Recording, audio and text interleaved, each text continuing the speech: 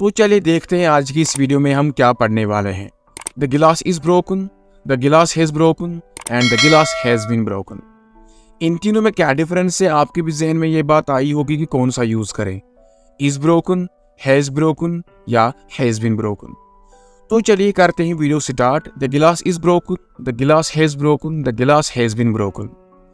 पहले द गिलास is broken को समझते हैं एक एग्जाम्पल के साथ। मान लो आपकी मम्मी ने आपको कहा कि किचन में जाओ और मेरे लिए एक पानी का गिलास लेके आओ, ब्रिंग मी ए गिलास ऑफ वाटर। आप किचन में जाते हो, पानी भरने लगते हो गिलास में, आप देखते हो यार ये गिलास तो टूटा हुआ है।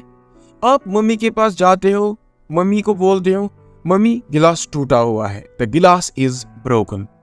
यहाँ आप गौर से सुनिए इज क्यों लगा, क्योंकि गिलास टूटी हुई हालत में है, ठीक है। और आपको ये बता रहे हैं मम्मी को, आपको ये मैसेज देना है मम्मी को कि गिलास टूटी हुई हालत में है, ठीक है। बहुत लोगों के जहन में ये बात आती होगी कि इज एम आर के साथ थर्ड फॉर्म ऑफ वर्ब क्यों लगाते हैं, ब्रेक की थर्ड फॉर्म ब्रोकन है क्यों लगा दी, ये तो पास्ट फॉर्म है तो इसके साथ क्यों लगा दी, इस तो प्रेजेंट के साथ यूज होता है। तो आज आपको इसका आंसर मिल जाएगा और आंसर यह है कि इज के बाद हमने ये वर्ड लगाया जो दिखने में किसी एक्शन वर्ब की थर्ड फॉर्म जैसा लगता है, लेकिन वो है नहीं, वो थर्ड फॉर्म है नहीं, लगती है क्योंकि सेम है। ये है एडजेक्टिव, ठीक है। एडजेक्टिव क्या होता है, वो वर्ड जो किसी की खूबी बताता है, किसी चीज की खूबी बताता है या हालत बताता है। For example the girl is beautiful, लड़की खूबसूरत है, लड़की की क्वालिटी बताता है, खूबी बताता है। सो ब्यूटीफुल जो है वो एडजेक्टिव है। इसी तरह द गिलास इज ब्रोकन। अच्छा, अगर यहाँ ब्यूटीफुल लगता तो द गिलास इज ब्यूटीफुल, ठीक है, गिलास खूबसूरत है। इसी तरह गिलास टूटा हुआ है, द गिलास इज ब्रोकन। सो दोनों वर्ड्स जो है ये एडजेक्टिव है, ब्यूटीफुल भी और ब्रोकन भी। बस फर्क इतना है कि आपको कंफ्यूज ये बात करती है कि दिखने में ब्रेक की थर्ड फॉर्म जैसा है, बट कंफ्यूज होना नहीं है क्योंकि ये दिखता वैसा है लेकिन है नहीं, ठीक है। ये है एडजेक्टिव जो हालत बताता है, गिलास टूटी हुई हालत में है, द गिलास इज ब्रोकन। आगे भी आपको ऐसे वर्ड्स देखने को मिलेंगे जो इज एम आर के साथ किसी वर्ब की थर्ड फॉर्म जैसा हो, ठीक है।